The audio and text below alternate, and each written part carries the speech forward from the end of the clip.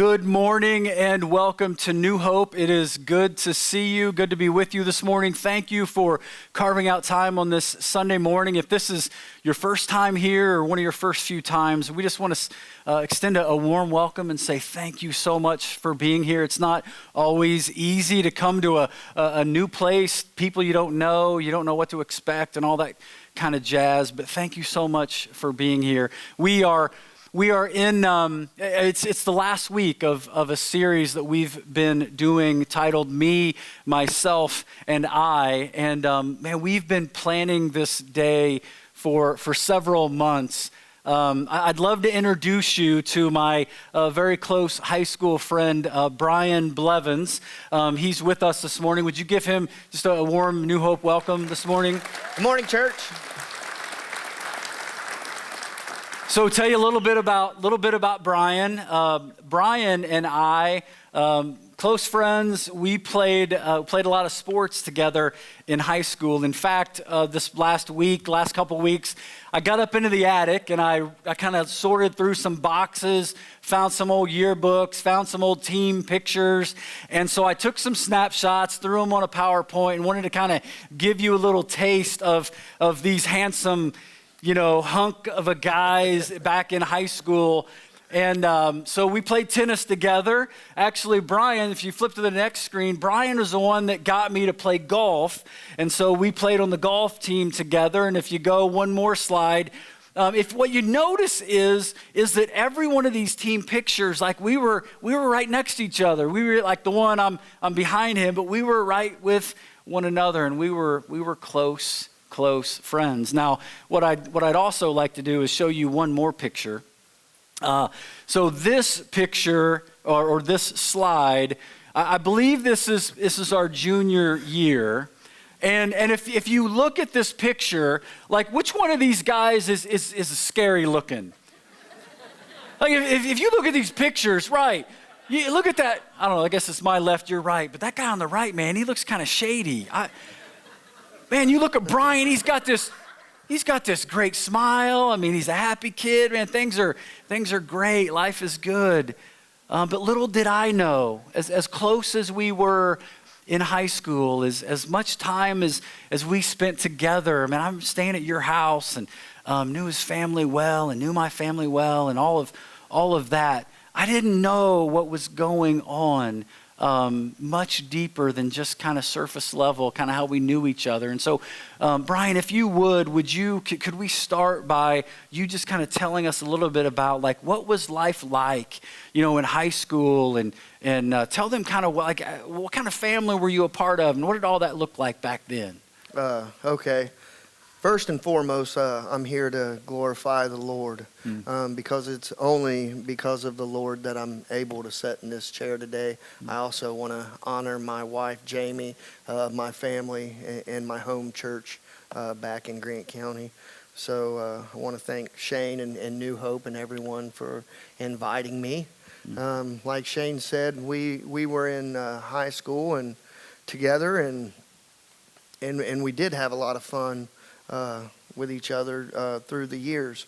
So me growing up, grew up in a small town, was just a normal kid, I guess. I graduated in 92. I was supposed to graduate in 91, but around kindergarten, they thought, I was a little too much. So they call it ADD today, but back then it was, we'll take all the sugar away from you and we'll feed you graham crackers. And what doesn't have sugar in it? Yeah. Right? That was like no fair. And so I have two sisters. Both of my sisters were homecoming queen. One sister's 4 years older. The other sister's 3 years younger. Great family, brought up inside of the church, made to go to church until I was 16. But, I never had a relationship with the Lord, or basically what I saw in church was religion, and relationship wasn't a part, of what I was doing anyway. So I was class president from 7th grade to 11th grade, through grade school and through high school. I was most varsity letters in my class. One thing that I want to share on is I never really had much of a relationship with my father. So my father worked second shift, and he made the money, and my mom was pretty much the ones that went to all my sporting events. So as I process, I really didn't have that father-son relationship growing up. So I found a relationship in friends and having fun and in sports. So that was kind of my childhood through my high school days. Yeah. So what happened? Like, can you pinpoint? Was there one thing? Was there a host of things? Was it an event? Was it a person? Like, how did things kind of spiral a direction that you may not have wanted it to? What happened? What got you to where you ended up? Well, it was around my junior year of high school, and I had an aunt that lived in Jay County, and I would go to my aunt's house on the weekends, and I started drinking, and I was introduced to marijuana. So I didn't bring that back to Hartford City and tell anyone, of my friends or my circle of people. So on the weekends, I started, kind of going off, and I was introduced, and I started to have fun, I guess, doing what I was doing. But it came to my senior year, and I was a good student. I was a BC student, never brought books home, never studied, just kind of, got by. And as I took the SAT test the night before, I had drank some cough syrup to get high on cough syrup. And then the next day I went and took the SAT test, and looking at the paper, like it was moving around on me, and I couldn't even really read the test I was taking. So I think I scored like 600 and something, and I think you get 500 for putting your name. Or yeah, it was bad. And so the guidance counselor couldn't figure out, my GPA is decent, but my SAT was like I didn't even try. So everyone's going to Ball State, IU, Purdue, and all these schools, and I couldn't get accepted into any of these schools. So there was some friends of mine that, towards our senior year, we would start to drink together and to do these things, and they were going to Vincennes as well. So I figured if I went to Vincennes, I could do general studies, math and English, and those requirements, and then I would transfer to Ball State or a school like that. And I never had no dreams or ambitions of I wanted to do something. I wanted to be a DJ on the radio, so I wanted to be in control of your music, that's kind of my dreams. And I didn't reach those dreams. I was introduced to cocaine my freshman year of college, and I dropped out of college because I decided I would rather be a drug dealer than to go to school. So as all of that continued to progress and continued to make choices along those same lines, like how bad did it get? Like how deep in? What was a day like for you? Well, help us understand that. My first arrest was in '95 for breaking into a house, and then my next arrest was dealing in cocaine, and this was like 3 years out of high school. And then after that, I have like two possession and selling marijuana. I have 2 DUIs, possession of methamphetamine, dealing in heroin, and possession of heroin.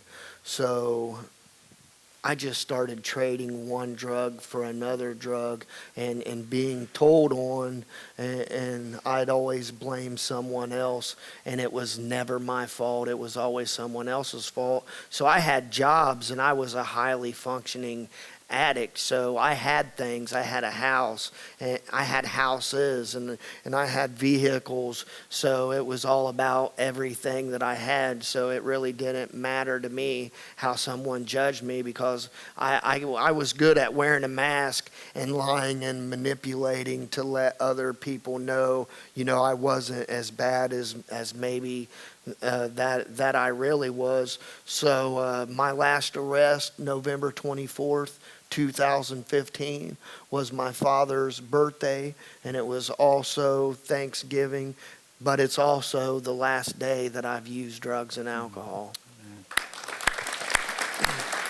And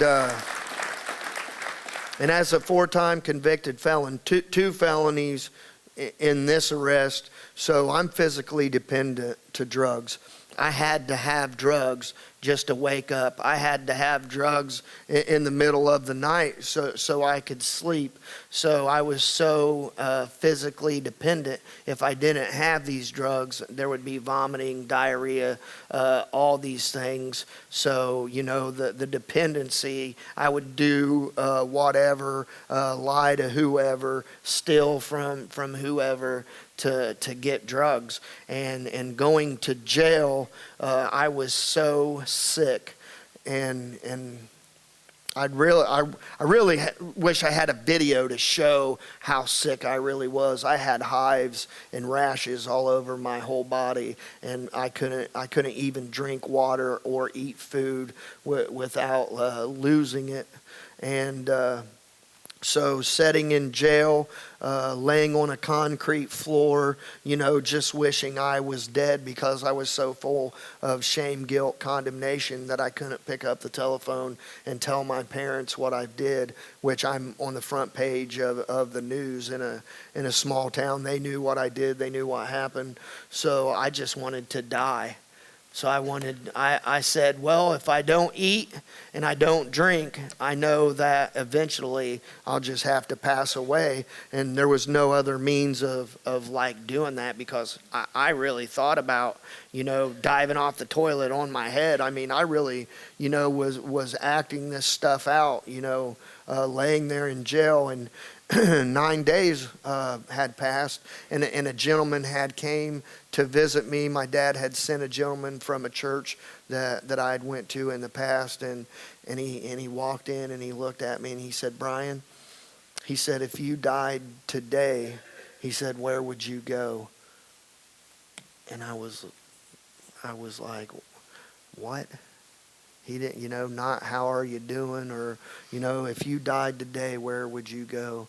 And one thing about me growing up in church, I believed in heaven, right? So in believing in heaven, I also believed in hell, and I knew hell was a real place, and I really took a look at my life right there in that small room, and I knew the answer to where I would go, because nothing good other than a kid through high school has came out of my life in a couple decades.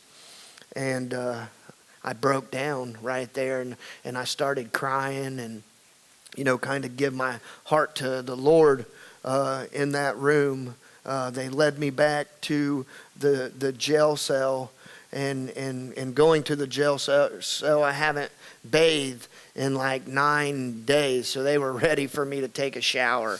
And so they allowed me to take a shower, but this is honestly for me, this is where everything had changed in my life, and I always got to stand up and act this out, because this is like when my transformation started, leaving that room and was a wreck, and really, I don't even know how I had fluids to get out of my body, not eating and drinking for as long as I did. So I go in the shower. In the jail showers, they have a button down there, and you hit this button, and a bead of water comes down on you, and it's either going to burn you or it's going to freeze you. They don't have no happy medium in jail. So I just I went in front of the beat, and it was on my head, and I put my arms on the wall, and the water's coming down and hitting me in the face. And I said, God, I said, if you're real, right there, if you're real, I need you. And one thing about my past is I always prayed God get me out of trouble and deliver me and do all these things, and he did. I paid lots of money, hundreds of thousands of dollars in court cost and arrest and in jail and probation and house arrest and daily reporting and all this stuff through the years. But I needed something real right now because I had so much shame, guilt, and condemnation in my life that I couldn't carry this stuff around. So what I said is, I said, I'll go anywhere, I'll do anything, and I'll say anything, and I'll give you all the praise, honor, and glory. And what I did, I made a covenant, kind of right there in that shower. And moving forward, 20 days later, I get out of jail. It's like 4 days before Christmas. I did not want to go to my grandmother's house because I had a son, my mom and dad, all my aunts and uncles and everyone, doing presents and everything. And here I'm facing 18 years in prison, kind of black sheep. Everyone else, has jobs and educations and everything else. And there's me. And I just thought, I was still thinking about me, what they were going to think about me. And I walked in, and they loved me. And this is one thing that really helped me, because they didn't judge me. They loved me. And it was the grace of God, because I didn't deserve their... and when I say that, I don't say it, with understanding. The point to where I was at, I didn't understand why they were loving me, because I didn't earn it. I didn't deserve it. So really thinking about what just happened and their love, I had witnessed the grace of God through my family, in getting out. Wow, amazing. Ryan, what would you? We've got students, we got middle school, high school here to hear today, hear what's going on in your life. What would you specifically say to them? What would you want to communicate to them? Well, growing up, I never said I was going to be a drug addict. I never thought that I would ever, do the things that I ended up doing. I was popular. I played sports. I was friends with the, with the popular crowd. So it doesn't matter. It only takes one wrong decision and sometimes to hang out with one wrong person that can influence you to do something that you think is fun. So, for me, I thought I was having a good time. I can fit in with any crowd, whether it was the popular kids or the kids who didn't have anything. I was somebody who fit in wherever I went, but as a part of fitted in, I wanted to do what everyone is doing.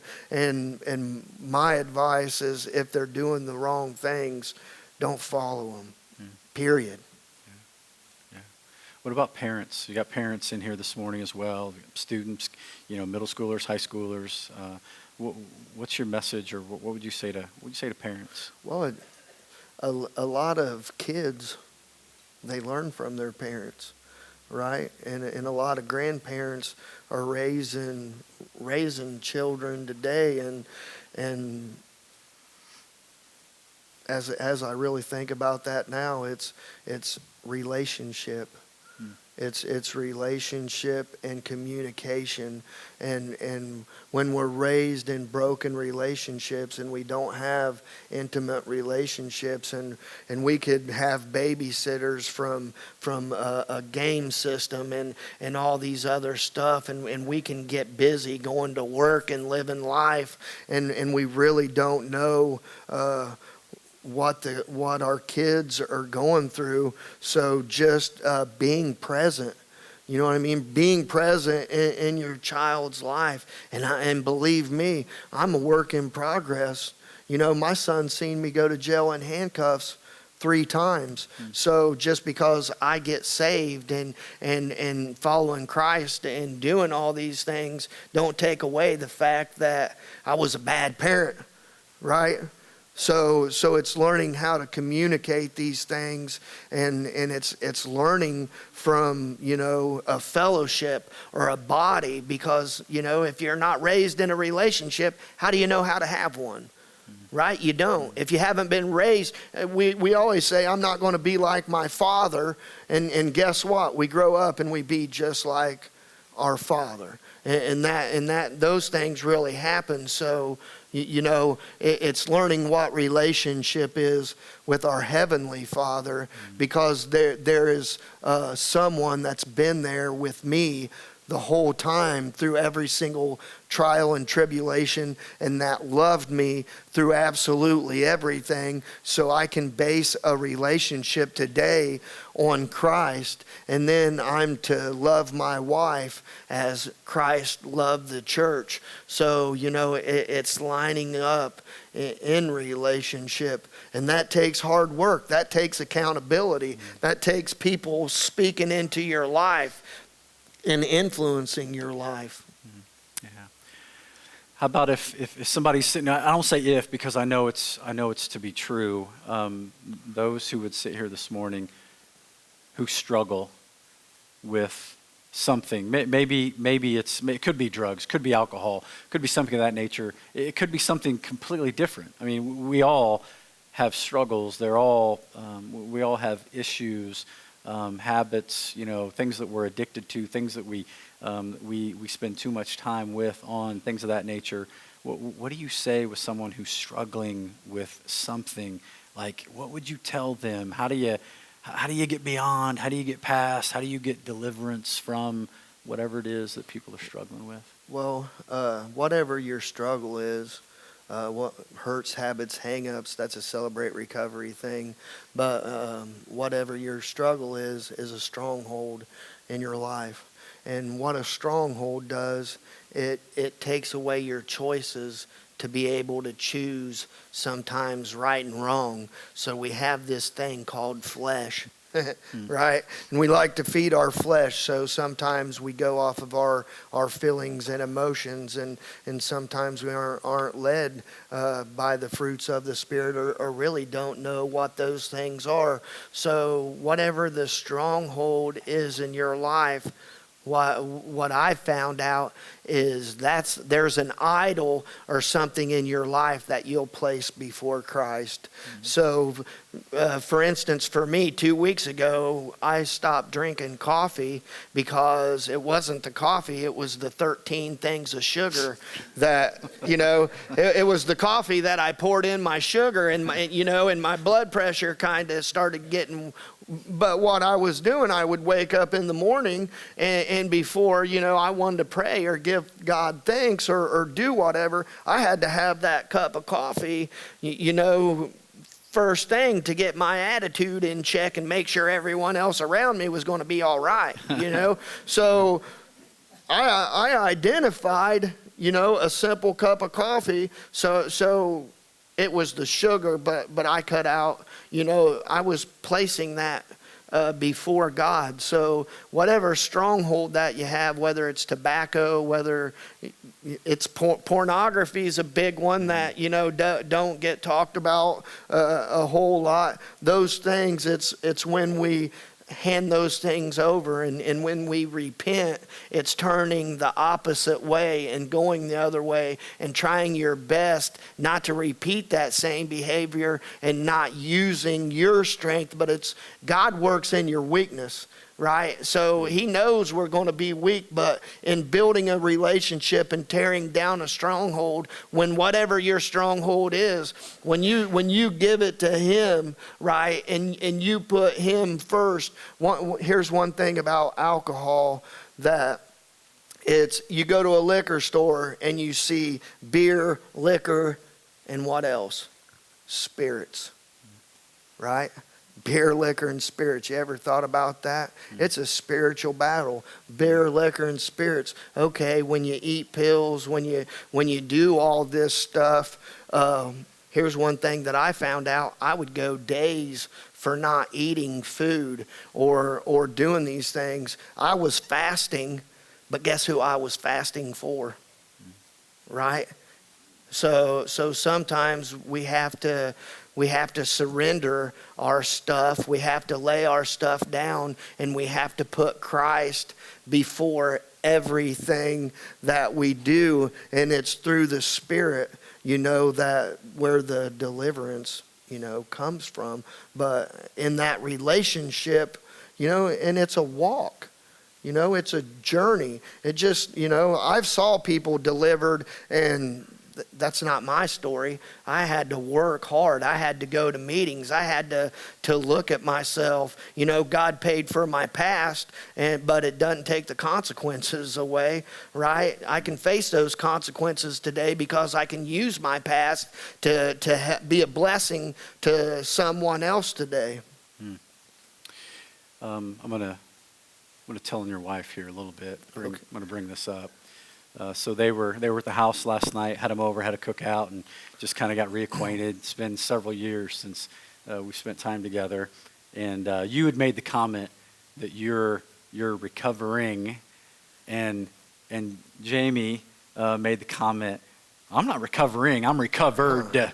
I'm healed and made whole by the blood of Jesus. Right? Yeah, right. So my question then is what is it that's keeping you grounded? Like, how are you sticking with it? Because I get that you can make a one-time decision, but it doesn't mean that the enemy stops. No. Quite often the enemy, gets more intense. So what are you doing? How are you staying grounded in all of this? Well, I have accountability in my life. I have a men's Bible study on Mondays. We do a discipleship class on Wednesdays. I was led into ministry. I have a ministry called the Hope House in Hartford City. It's also in Delaware County and Grant County. We're starting transitional housing.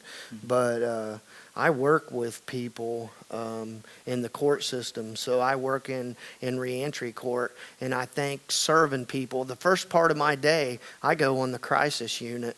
So if somebody wants to commit suicide or they're going through detox, I walk in to that environment and I am their help or their resource or their advocate. So I'm reminded every day how sick I was and where I was, and I know absolutely, where I came from, and I work with men in a transitional house, and I get a minister. I'm a jail chaplain inside of the Grant County Jail, so I minister in the jail. So I think as a part of service and having tools and knowledge of people can relate to me because I've been down that road.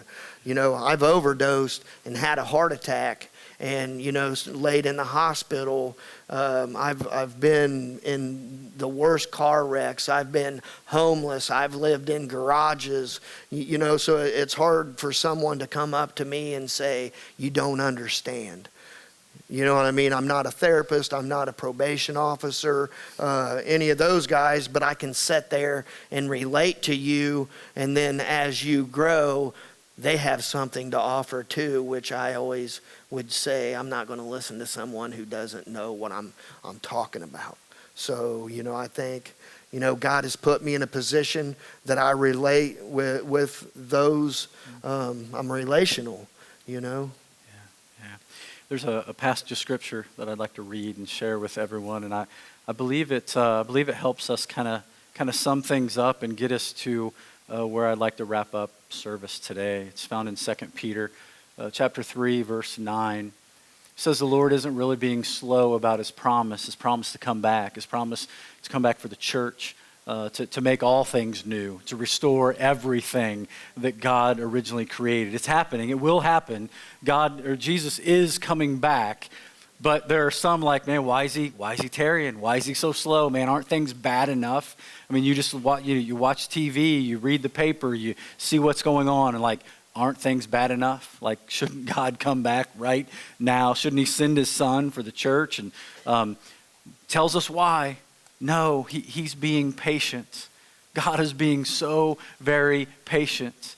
for our sake, for your sake, for my sake, for our sake, because he does not want anyone to be destroyed. He doesn't want anyone to perish, because this is the reality, is if we don't have a relationship with Jesus Christ and Jesus comes back for the church, guess what? We miss out.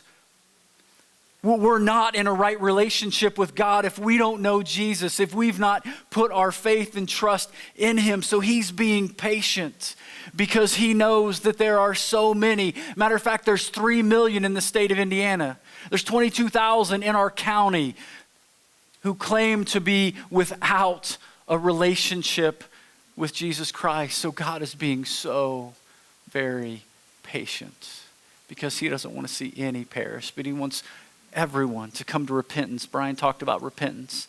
Repentance is doing that 180-degree turn. Like, I realize I'm a sinner. I realize I made mistakes. And here's the deal. Brian can share his story, right? And there's many of you sitting here saying, oh my goodness, listen to that amazing story. Like, I don't have a testimony like that. Guess what? You do.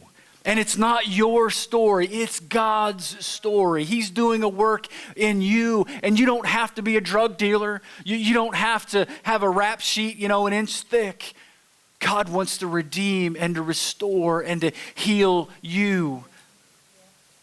And so about a month ago, I take showers as well, like Brian was talking about. Amen, you're welcome. Yep, you're welcome. So about a month ago, I was in the shower, and we've been planning this day for several months. And